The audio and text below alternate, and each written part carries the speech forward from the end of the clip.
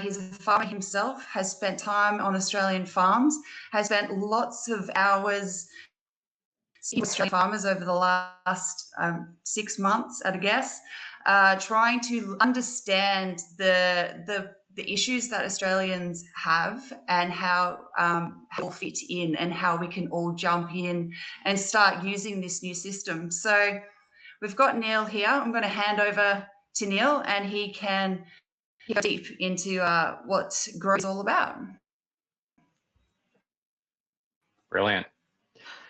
Thank you, Annika, and thank you everyone for being here. Well, welcome. We're going to be talking about Grow.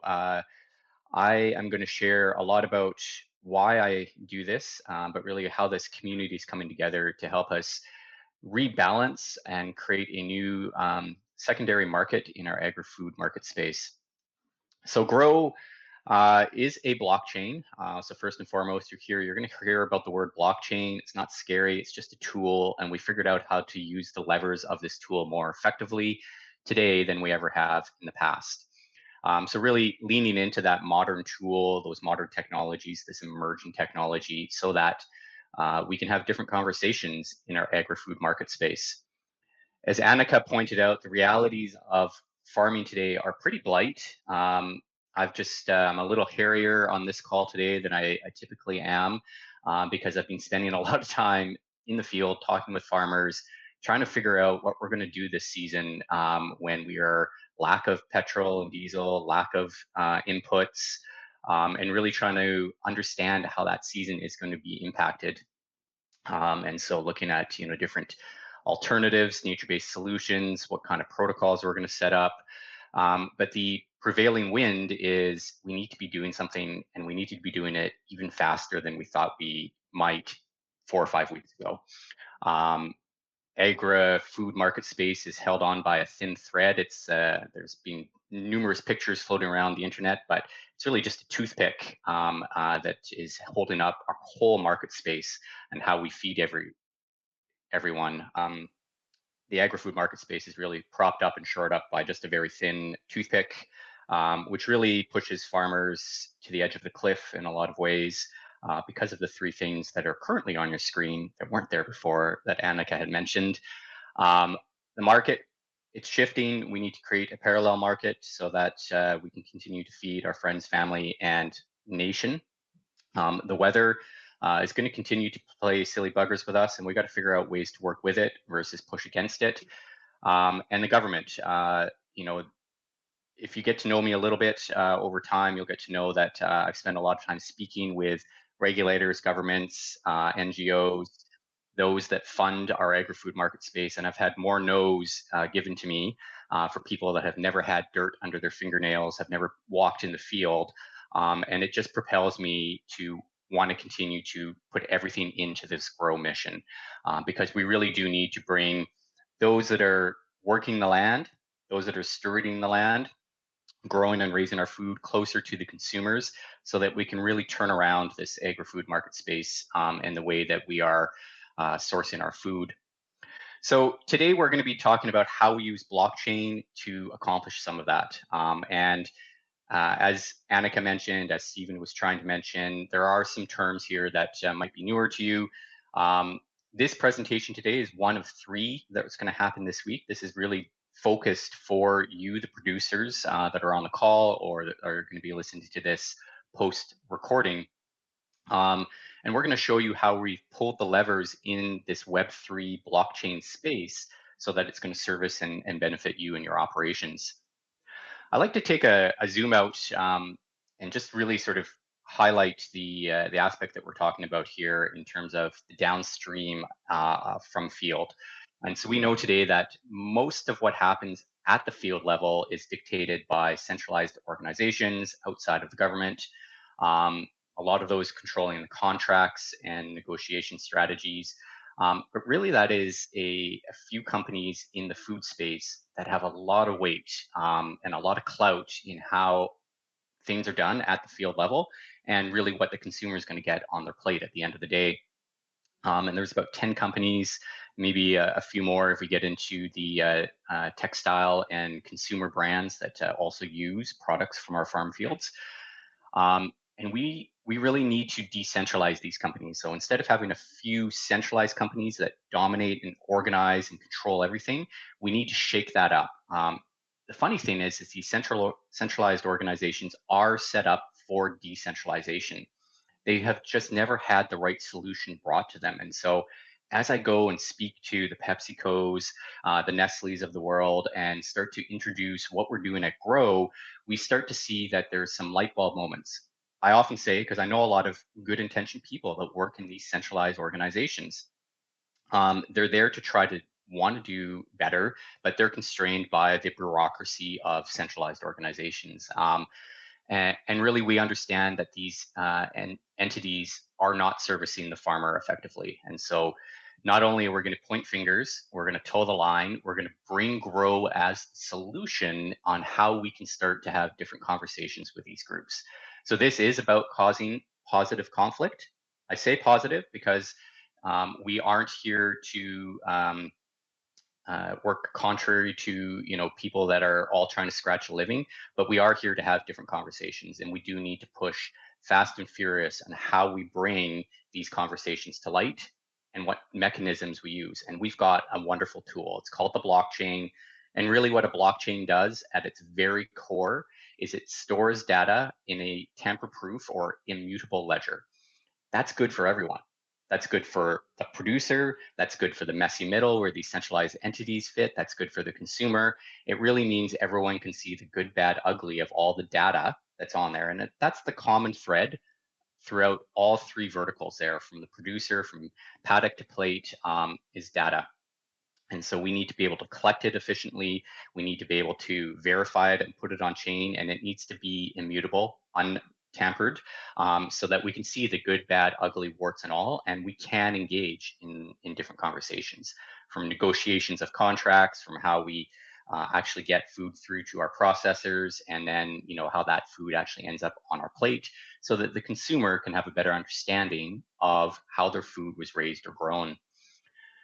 And so for those of you that don't know me, I see a lot of amazing faces on here that I do know, but because we are recording this, I am a farmer. I grew up farming. I'm a rancher. So I've got livestock background and grain and horticulture knowledge, as well as controlled environment agriculture. And I love capital A agriculture as a whole. And my experience has really been driven by how do we continue to improve our ecological surroundings while growing really good, nutritious food. And so I balance and juxtapose those two, steward the land and try to leave it better than we found it, while still continuing to grow really good, nutritious food. And you'll hear me speak a lot about stop chasing the yield, thinking about the paradigm shifts that need to happen in agriculture at the field level. But I'm not here today to talk about the practices that you may be using, the methodologies. There is always room for improvement. We know that as farmers, we iterate every day in the field. We're forced to continue to iterate through all the different changes that are happening. And so Grow is a space for everyone, no matter where you are in your agriculture journey, no matter what practices you're using today, no matter what methodologies. We welcome you into our community so that you can leverage the benefit of the blockchain and everything that we've built at Grow. And then you just happen to be able to speak to some really cool farmers, some of them that introduced me today, and myself and others in continuing to build community as we shore up the agri-food market space. And so I like to show this picture. This is my wife. She really fuels me every day. She grew up in South Africa. And the reason I bring that up isn't to bring another flag into the conversation, but it brings a different perspective. I grew up in North America. We grew up in an opportunistic environment. She grew up in an environment that was very, very controlled and constrained through the apartheid period. And that perspective really helps me continue to guide the conversations that I have in saying, there is always hope in, the outcomes that we're striving for, even though it feels like it's monumental and giga size in potential and also the plights that are out there. And And I think that is something that we need to continue to realize, that these problems seem so big that they're unsolvable, and yet we can still move forward knowing that there is hope. And Grow hopes to bring that to the forefront. And so one of the things I wanted to talk about is blockchain from a perspective of the terminology Web 1, 2, and 3. So I'll take you back to Web 1. That was the era where really we had technology working for us, and we trusted it. It was when the encyclopedias were being loaded onto the internet. It was when we were able to tap into these social platforms like Facebook when it first came around, use all their games, look up ex schoolmates, ex girlfriends, ex wives, and really make a large world very small. But the important thing there is that we trusted the data. We trusted the information that was on the World Wide Web, and it was powerful. It was great, and it fueled us. We moved very quickly into this Web 2 space, and this Web 2 space, though it's given a lot of people opportunities, it's also created a lot of distrust amongst us as humans, and particularly in our food network. And so one of the issues with Web 2 space is that everything is monetized. And everything we do is capturing your data and using your data without your knowledge. And so every platform pretty much today that you use, you enter your information, whether it's your email, your phone number, your name, your picture. You may even have to pay for those platforms so that they can return you um, information that you're looking for.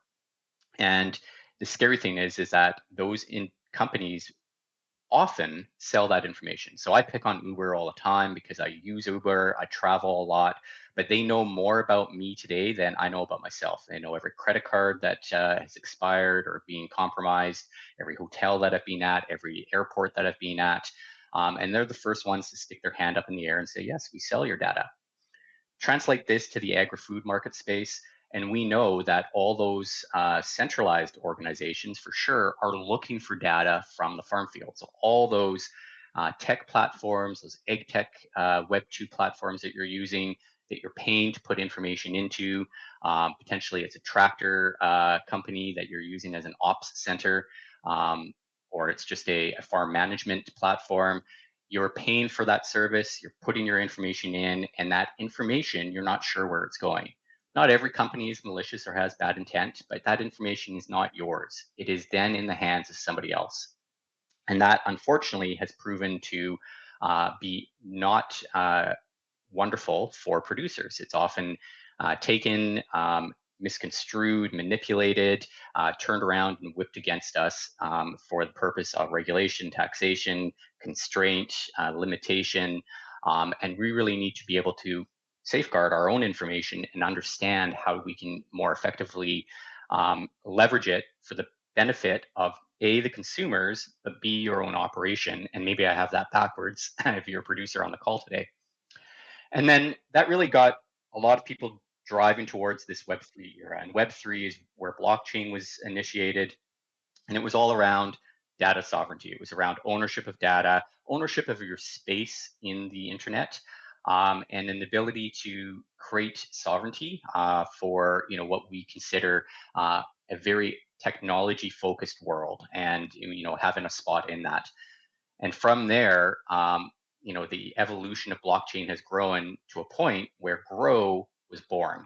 And Grow was born really to do one thing. It was to start with traceability, tracing from paddock to plate how we have grown or raised the food and where that ends up, and how we can actually capture that data and have that be relevant for every part of that supply chain in an unmanipulated form. And then we leveraged on top of that all the different aspects of what we can bring into Web3. And so today we're very excited. Grow's been around nearly 2 and a bit years now, just over the 2-year mark in January since we launched to the market. And we are using all the aspects of Web3. So blockchain is at the core function, that's at the base, stores your data immutably. It also analyzes data really, really effectively, and then we can help you monetize that data. So if you choose to want to create some new revenue streams for your operation without adding extra burden to what you're already doing, we can show you how to do that. Um, the blockchain also has other tool functionalities. So we can create products using containers, or what we call NFTs, or just really tool sets that we have within the blockchain, so that we can package data in ways that are very meaningful to both you, the producer, and the consumer at the end of the day, and then the users, the messy middle, and the that we're talking about. Grow is also part of a group of sister blockchains that are all using the same core foundational tech. And I won't spend too long here, but the benefit to that is on the decentralized finance side of life. And so this secondary economy that's going to run alongside our traditional finance mechanisms. It's very powerful when we start working collectively together with other like-minded individuals. And so we're very fortunate to be working with some of these sister blockchains that all provide different ways to decentralize market spaces. But the power of this is that we're stronger together, and we really have created a new economy that can service everyone in every aspect, starting with the thing that everyone needs, which is food. And so there's a lot of emphasis on how we focus on food and why Grow is so important in this new economy that we're building. And so when we say the future is now, you're a producer, you may be in the animal production side of life, you might be in the crop inputs side of life, you might be a grain farmer, you might be a produce, fruits and veggie, you might be controlled environment, indoor, vertical, greenhouse, you might be even in the fisheries side of the aquaculture farming side of life. All of it is very important and can be part of our Grow ecosystem. And there's a spot for you here in how we can be farmer focused. So first and foremost, this is about giving you a platform to elevate your voice, to give you a little more breathing room under the collar, and so that you can find resiliency on your balance sheet. Because we know today, if we just stay doing the same thing, we're on a downhill slope, and that roller coaster isn't as fun as some may proclaim. And so we really want to be on a different horizon and focusing on things that are a little outside of the norm. And so we see technology coming at us fast and furious. If you're a producer in any one of those verticals in the capital A agriculture that I mentioned, you know that there's more technology coming at us than we can wave a stick at. One of the issues with that is that they tend to be a little bit problematic, and they have a heyday and then they drop off really quickly, because typically they're looking for fast exits, they're looking for buyouts from venture capital firms or mergers with larger centralized big ag entities, and that usually means that a good intention ag tech solution probably doesn't have long-term sustainability or resilience. Well, Grow approaches this very differently. We are community led. We don't have any venture capital backings. We're not here taking in money from big ag and big investors. We don't have an ability for anyone to assume control of our ecosystem or our community. This is led by our community, so producers and consumers and everyone that is here to really support and do something different. And we started slow and started to ramp up. And now, if you're looking at this graph, we are sitting just above the red and blue line on our green line, and we have a greenfield opportunity ahead of us. This is really the kicking off spot. This year, like no other year, we launched into 2026, and we're really starting to make waves, which isn't an agriculture term, but movements that are turning people's ears and making people pause and saying, hey, you've built something that really has capability of moving the needle. And so we're really, really excited.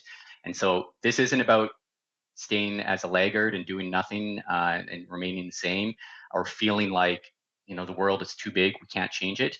This is about being a little bit courageous, becoming a pioneer, and really leaning into something that can support you without it being a burden to your operation. And I want to emphasize that, because I know as a producer myself, The more I hear about the things that we can do with technology, sometimes I feel like, I'm busy enough just tending to my cows and making sure I've got fencing up and putting, seed in the ground. And this year, if I don't have any inputs, how am I going to make sure that we've got germination and, the water issues that we have going on, fire issues we have going on. What I'm here to say is grow doesn't take away, um, from the everyday things that you need to do. It complements and it adds and comes alongside so that you can start to create some different opportunities. And what I lean into is we're just diversifying your balance sheet. We're not here proclaiming to make you billionaires. We are here saying, hey, you know what? We can create resiliency. We can actually create an opportunity to diversify that balance sheet, to give you a little more breathing room, to look at things a little bit differently. So potentially you don't have to go buy more hectares or acres to stay positive in the black on your financial portfolio. Potentially, you don't need to buy more cattle or more head. You can if you wish, but you don't need to just to stay afloat. This is about doing more with less. This is about creating opportunities that you're going to start to feel like you've got that ability to make those changes in your operation that you've wanted to make but couldn't. Not feel like you're just scratching two nickels together, feeling like you could take a vacation potentially and step away from your operations. Wouldn't that be a thought for some producers? And also, this is an opportunity to start creating new supply chain relations, leveraging what we've built at blockchain. And that is really, really exciting. And so, what is a blockchain? Well, I've told you it stores data in an immutable sense. It also runs on something called a node, Node. So, if you're taking note of new terminology, here's a new term that you should take note of, write it down. Um, a node, really, at the end of the day, is what makes blockchain different from a centralized server. And there's many different functionalities for these nodes. Our core foundational technology, what are the visionary behind that core technology, he said instead of having multiple different functionalities and multiple different nodes doing different things, we're going to create one called a smart node, and it's going to do everything. So we don't have multiple, we have one. That's very important to know because it reduces congestion. So the amount of transactional clog that happens on servers or different information service providers platforms.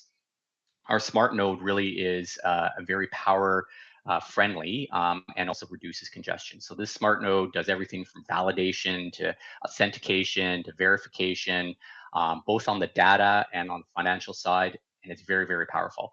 Then we made it so low power consumption that anyone in the world could actually run it. And when we say that, you don't have to be a technophile, you don't have to know much, you just have to be able to operate a smartphone or a laptop. So if you're on this call today, that's as far as you need to go with your knowledge base, and you can actually own a part of this Grow blockchain and become a community member and help us run the blockchain. And so we made that available to everyone, and that really allowed us to step into this world of decentralization.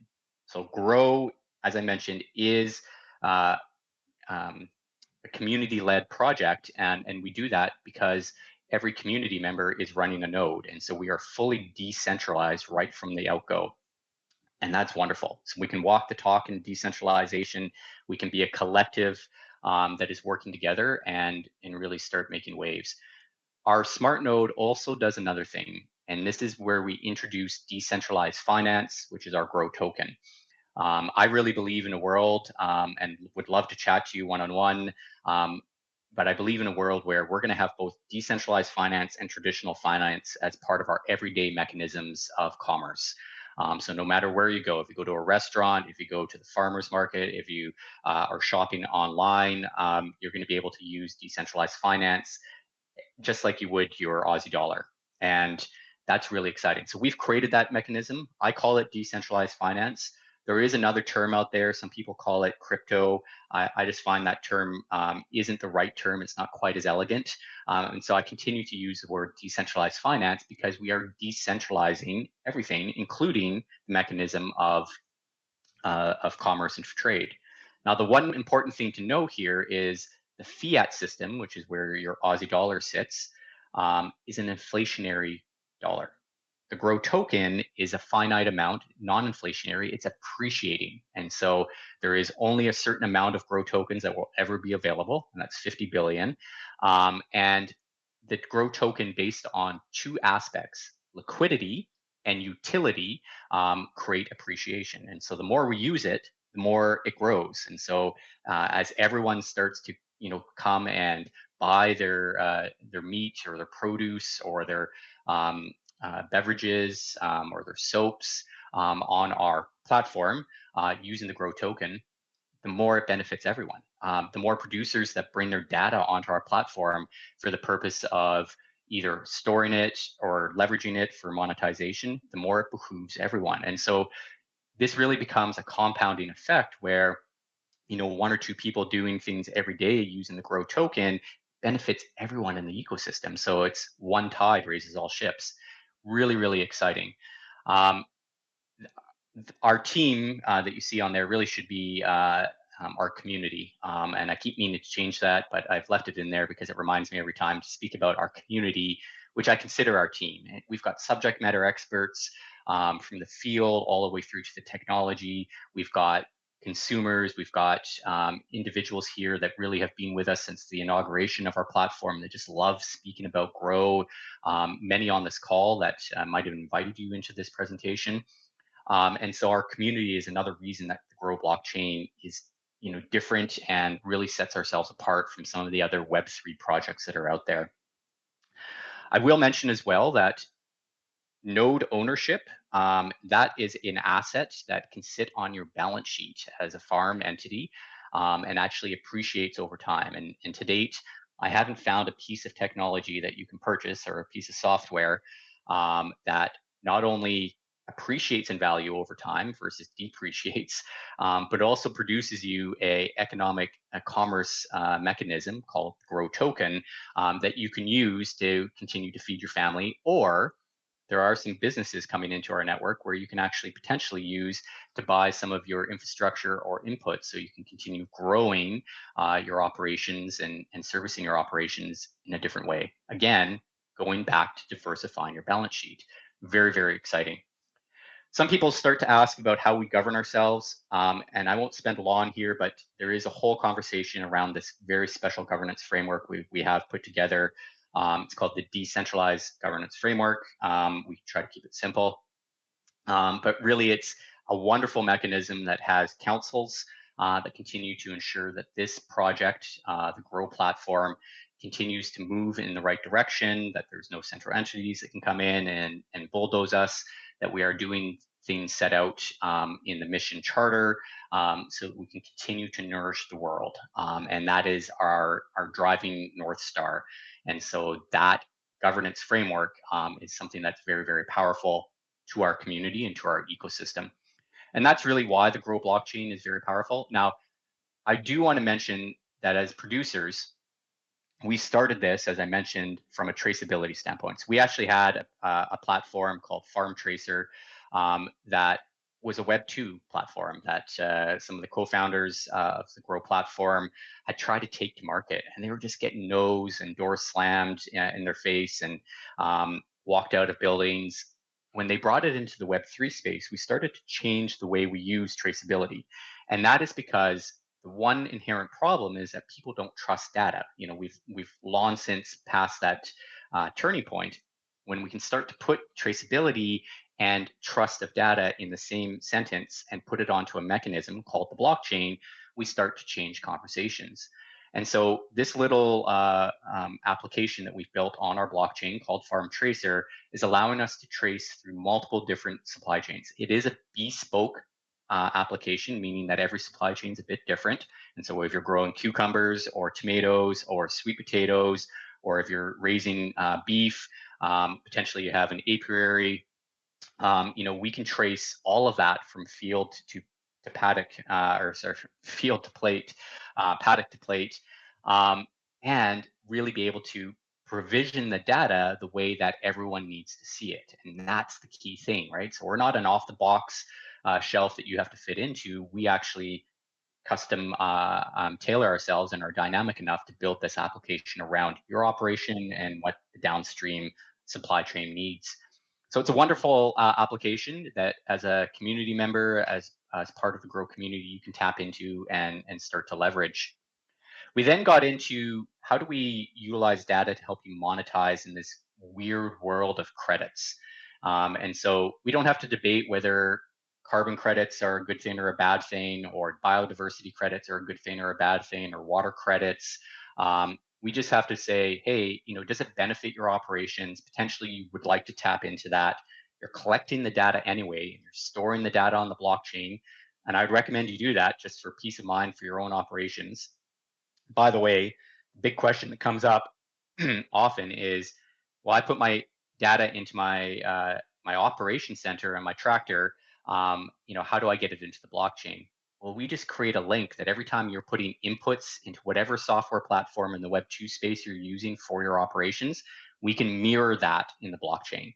So you have a point in time uh, stamped repository of all the data that you're putting into your platforms that you're already subscribing to. You're not changing anything. So whether it's a variable rate plan, whether it's your seeding plan, whether it's just your farm management system, maybe it's your or collars for your cattle. If you're getting into that, maybe it's just a security camera. It's out in your paddock and you're trying to capture that information. Whatever that may be, we can mirror that information into the chain. That's very, very important for you because it safeguards your data and it gives you a spot to go back to. So if that data was unfortunately used or manipulated or turned around, maybe that data is being leveraged, so it's reducing your ability to get an extension on your line of credit, so you can't do anything in terms of expanding your operations. Maybe you just need different financial mechanisms through the typical financial institution pathway, but they're limiting you because of what the data is saying. You can always go back to your source in time and say, is that the correct data? Are they looking at the same information? Now, because you put it on the blockchain, you know that you can't manipulate it just as much as they know. And so it does change how those conversations happen for your operations. And so we can help you, coming back to these credits, we can help you actually monetize your data in the credit form. And we do that with less bureaucracy and with more rigor and more transparency, which is wonderful. We've had some great successes. I'll show you with that in a second.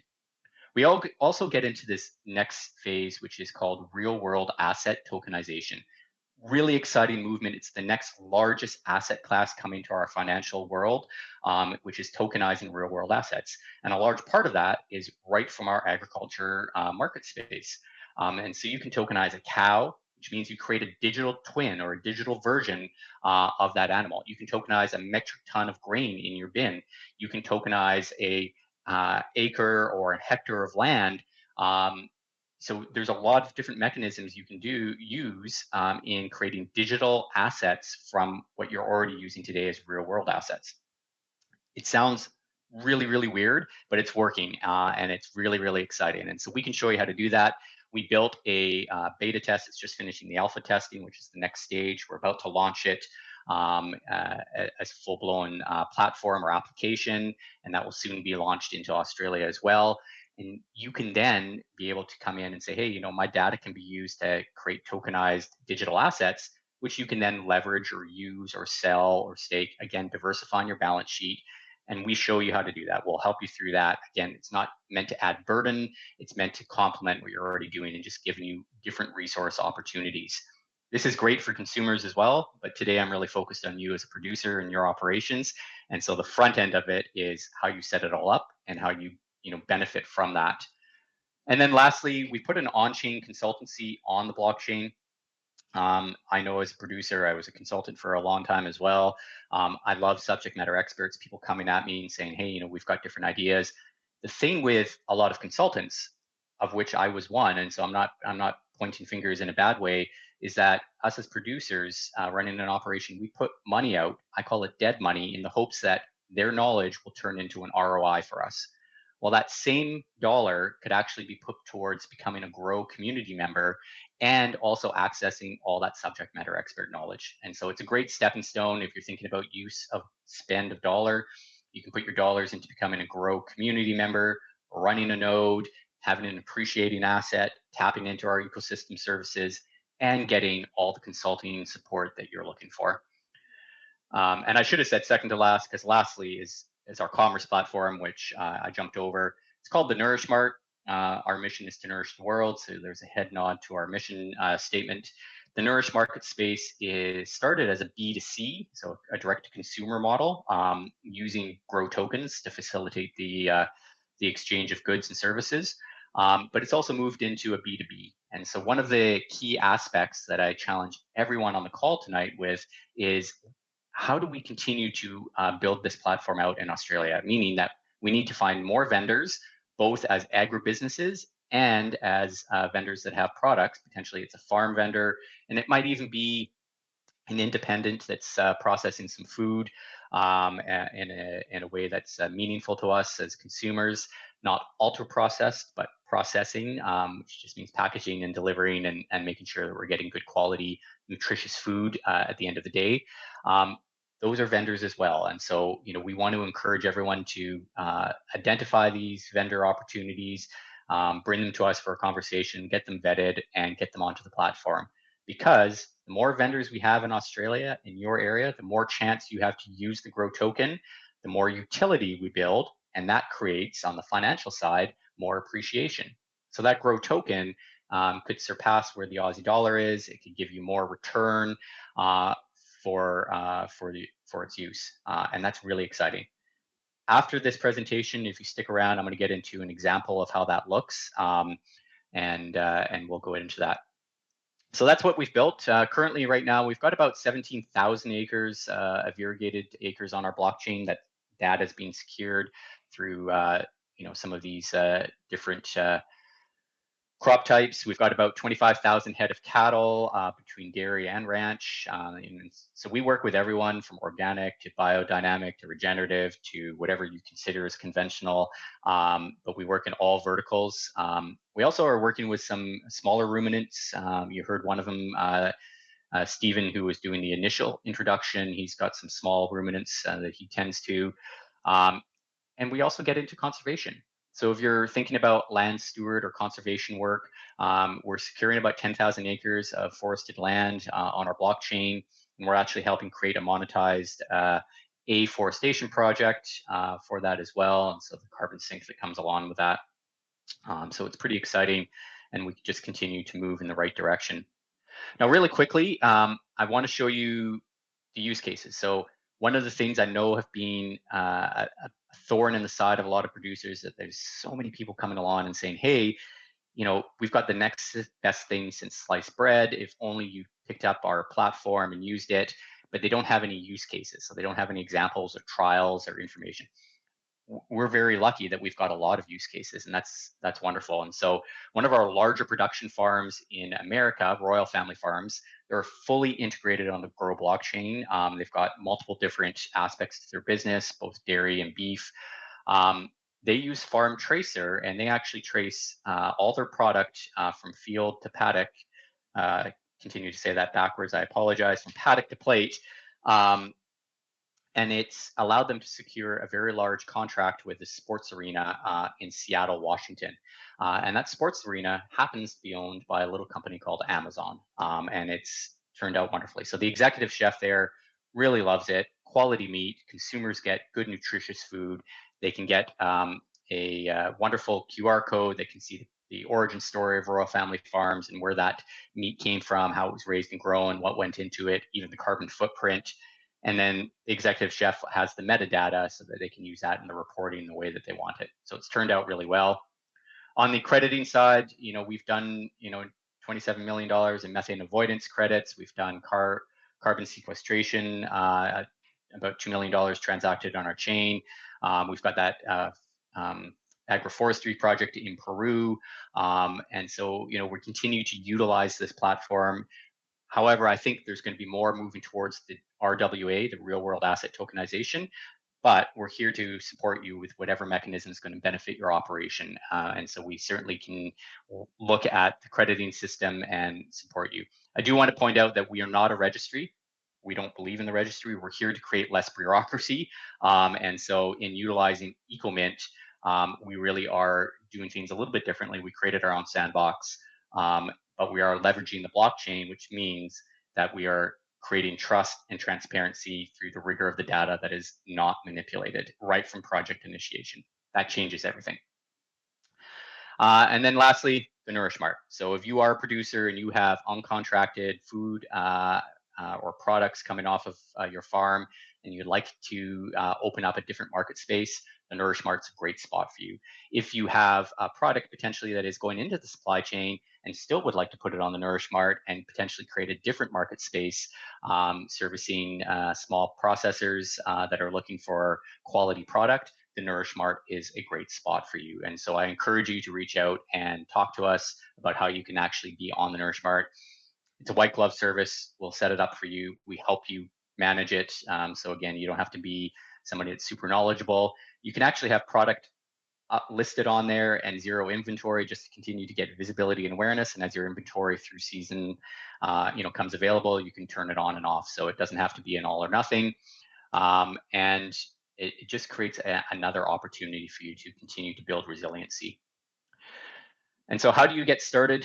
Well, first and foremost, I really encourage you to reach out to the person that invited you to this call and then go and set up a digital wallet. It's free. It really sort of shows you how the platform, how easy it is to work with our Web3 network. And it's no different than using your smartphone right now to do online banking or anything that you do on the internet. But it's a great way to get started. And we incentivize for you for that as well. And so really encourage you to set up a wallet. Then book a call with anyone that's on the call here in Australia that is already part of our ecosystem, start talking about Grow. And if you so choose, book a call with me and I can really start talking about your specific operations and where Grow can fit in and add value. This is a stepping stone process. This isn't a light switch moment. So you're not going from 0 to 60.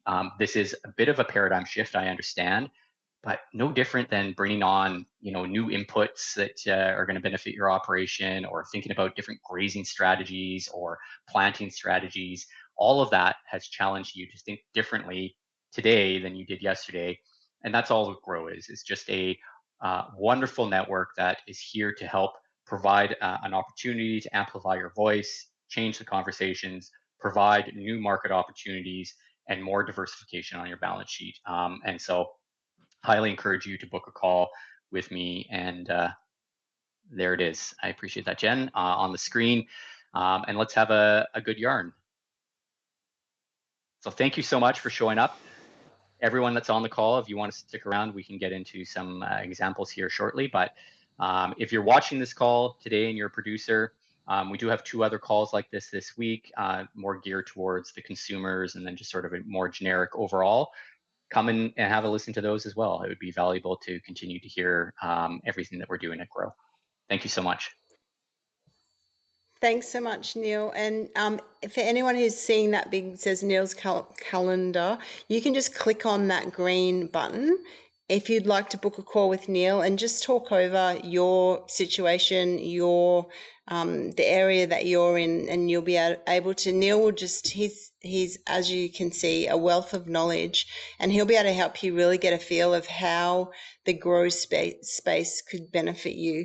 So it's an interactive screen. It's a little bit unusual. It's one of the sister projects. So you can click on that and it should take you straight to Neil's Calendly link, and you can find a time that works for you to have a chat with Neil. Okay, I'll stop the recording, Neil, and then